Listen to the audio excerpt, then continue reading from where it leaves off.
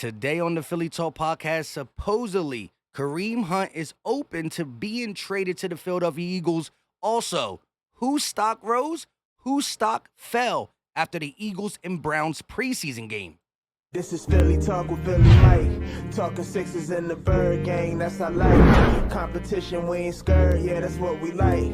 Win or lose, you know we showing up and we gon' fight. You see we strive for the sky every day that go by. And every single week we screaming fly, Eagles fly. This is Philly Talk with Philly Mike, yeah. This is Philly Talk with Philly Mike, yeah. What is going on, everybody? I go by Philly Mike, and this is the Philly Talk podcast. And today, we got so much to get into. But before we do that, Eagle Nation, y'all know what I'm going to ask. Continue to show love. Hit the like. Y'all killing it. Subscribe if you are new. And ding the bell so you know when we drop these videos or go live. Listen, we got so much in the description for today's video. The Eagles Chat 24/7 free app chalkboard. Only for iPhone users for now. It will be out for Android very, very soon. Click the link, join. We got over 115 people talking birds 24/7. Also, Philly sports trips. There's going to be a link for the Philadelphia area and a link for the area that I live around. Allentown, Easton, Bethlehem, the ABE. I've already talked to a couple of you guys individually who live by the ABE, and it's a beautiful package. I'm talking the price is perfect for a trip to Washington, back from Washington, a DJ, games, food, drinks, you name it, they have it. It's going to be a blast. LB will be there. I will be there. Check the link for the app. Check the link for the Philly sports trips. Remember, Philly, ABE. Message me if you have any questions. Now, let's talk a little bit about Kareem Hunt, who's supposedly open to a trade to the Eagles. According to this guy, Armando Salguero, not really sure who he is. He does have almost 80K followers. He says in his bio that he's the Pro Football Hall of Fame voter, an AP All-Pro voter, and he's a senior NFL writer, so he might have some connections. Regardless, just because he's open to come to the Eagles don't mean the Browns will trade him to the Eagles. What did the Browns need? How do they feel about their season? Chubb is the main guy there. They got a boatload of other running backs. Ford was running hard for them yesterday. Kelly Jr. was running hard for them yesterday. And Kareem Hunt could possibly say, well, if I go to Philly, I'll have more opportunities. So then maybe he will also take a discount or at least play on the same contract, which ain't that much. I don't think the Eagles will be willing to give him a new contract. But again, it all depends on how the Cleveland Browns look at this season and that group. They do got a lot of running backs. They also are losing their quarterback for 11 games. Is this a wash season? Do they want to gain something from Kareem Hunt?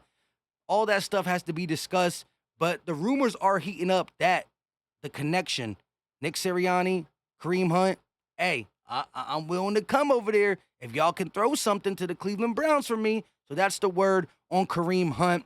Now, I do want to talk about Andre Dillard's role. I want to talk about Devin Allen, Deion Cain, and I do even want to get to what Gardner Minshew said about Jalen Hurts. But we got to show Cam Jurgens' first play. The way he was able to pull, get to the second level like we've seen him done already in a short sample size, two preseason games, and he looks the part of Jason Kelce 2.0.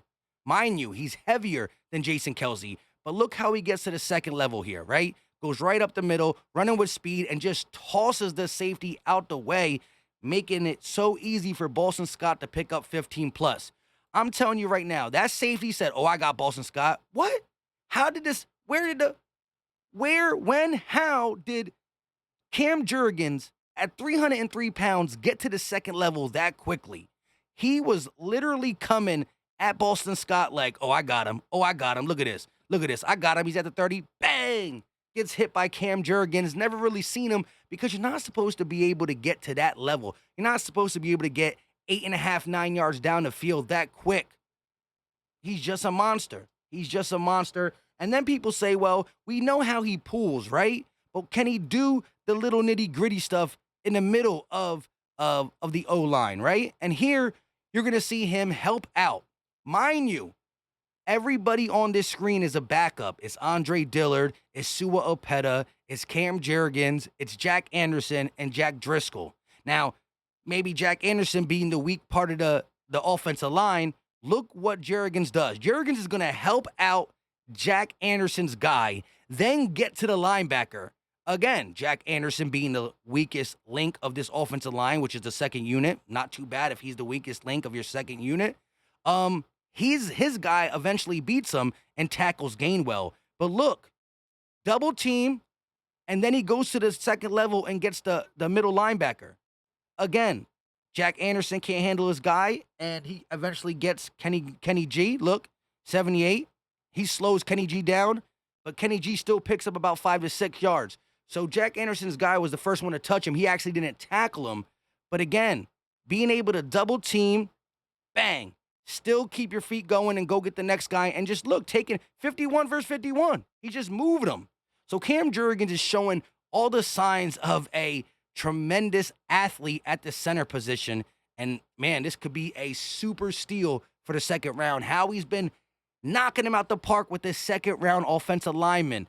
Landon Dickerson last year, and now Cam Jurgens this year. Still got to see more, but I am big time hype on Cam Jurgens for sure. Now, there's this debate going around on Twitter, which I don't even know why it's a debate, right? Jalen Reagor has the first round draft status, but man, wide receivers are showing him up on a daily basis. Look at this catch from Deion Cain, and there was a bunch of them. He had about 59 yards, I think 5 catches for 59 yards. Look at this catch right here.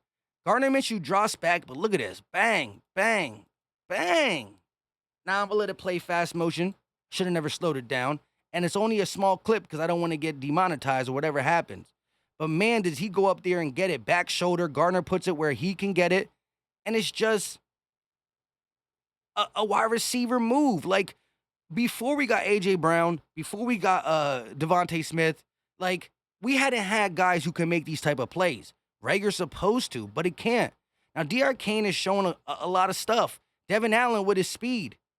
How can we look Jalen Reagor in the face? Actually, how can you look Devin Allen, Britton Covey, and Deion Cain and say, you didn't do enough to make the team, but Reagor did? How do you look these grown men in the face and say, you're not good enough, but he is? When did he show it?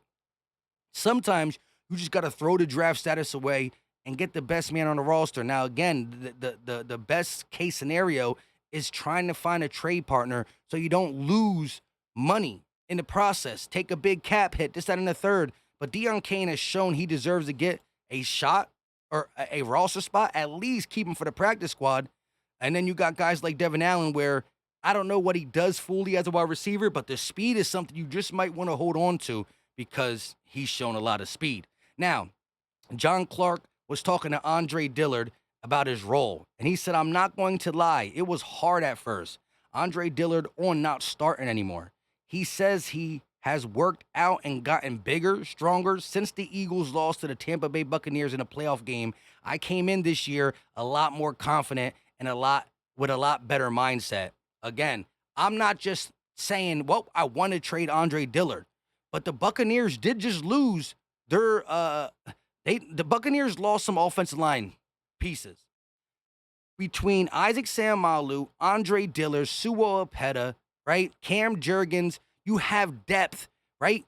Say something happens to your right guard or something. You could play Cam Jurgens at the right guard position if need to. Jack Driscoll's there. Like, you got depth. I'm not just voluntarily getting rid of Andre Dillard because he's better than he could start on other teams at the left tackle position. He just got Jordan Mailata, who took his spot and will never let him get it back.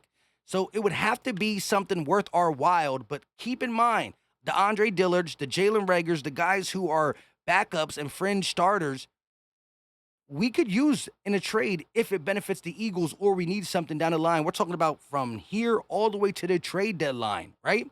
You can't just say just now, if we don't trade him before the season's over, he's never going to be traded. You can't say that. You know what I mean? He still has the chance to be traded. Devin Allen pretty much said this. Hold up. Devin Allen said, I got to learn. He said, I got a lot to learn. I'm nowhere even close. It's a hard team to make. I appreciate the fact that it has been 6 years and it's not going to come back right away. Devin Allen, after his 55-yard touchdown, the Olympic hurdler's first NFL touchdown after graduating from Oregon 6 years ago. So the dude's been out of college 6 years, finally caught his first touchdown because of his pursuit to the Olympics. And he said that when he looks at this wide receiver room, he sees like 6 guys who could start on other teams. He's talking about like we got 10 deep. So he understands what he's going to have to go through to even have a chance to make the roster because of how deep we are at the wide receiver position. Now listen to this. I'm going to let you just listen to Gardner Minshew's. But the question was, what have you noticed about Jalen Hurts? Has he progressed and blah, blah, blah, blah, blah? The question, listen to the answer. With the joint practices and training camp, what are you seeing from Jalen Hurts this summer? Some of the guys said he's processing things a little quicker, decision-making and stuff like that. For sure, man. He's doing such a good job. He really understands the offense. It's been great, just jumping in the second year of the offense. Like, it's just at a more advanced level than it was last year. And just seeing his comfort with not only the system but the guys, it's been really great to see, and I'm really excited to see what's going to happen this season. With the joint. Well, there you go. The little bit he spoke on Jalen Hurts was all good in the sense that he is more comfortable. He's more decisive. He understands it better. He's running through it better. So the little things we wanted to see, Gardner, who last year was reported to say after the win against the Jets, there were reports that Minshew said, hey, I want a shot for the starting position. And Nick was like, nah, you're not going to have it. He could have been holding the Vendetta, blah, blah, blah. Great teammate response, if it's the truth. And that's the thing. Everybody's been talking about the development of Jalen Hurts, whether it's Nick Sirianni, which he's supposed to, Dallas Goedert, A.J. Brown, Devontae Smith, Gardner Minshew. They're all giving this man credit for the little things that you just knew he had to fix, that he's gotten fixed or he's working on or he's getting better or being more consistent. So that's just, we didn't get to see the starters last night. And it plays in our heads like, dang, really? But just remember, football's coming. We're going to get everything we need delivered to us as a fan, whether it's the good news that we need to hear or bad news. We're going to find out. But the energy this group has and the support of Jalen Hurts that around this locker room is real. And that's why I believe that he's going to show us that he can get the job done at the level we need him to and still show that there's more to progress. He's not going to be at the end of his career. Like, he's not maxed out. So he's going to be better with more room to even grow. Just progression. I say it all the time. Sometimes I get tired of saying it. With that being said, I'm going to end this. We're about 12 minutes in. Leave your thoughts in the comment section. Let me know what you think about everything. Cam Jurgens, Deion Cain, everything we saw last night. Andre Dillard, the guys who rose. Oh, one of the guys who dropped, who I didn't talk about, we talked a little bit about it on Go Talk last night, is Davion Taylor looked lost. He looked lost out there, whether it was on running downs, especially the passing down. He looked lost. And it could be from just not being out there, not getting reps. We know he's behind the 8 ball. We know he's athletic, and that's why we drafted him in the 3rd or 4th round. But he has to be out there. And I don't know now with all the linebackers that we added, he's going to get an opportunity to be out there because Kaiser White, T.J. Edwards, Hassan Reddick, even the Kobe Dean. So it's going to be tough, but he looked lost. I would say Reagor's stock went down. Taylor's stock went down. Who else? That might be it. Dillard's stock went up. Allen's stock went up. Cam Jurgens, his stock was going to be perfectly fine from the gate.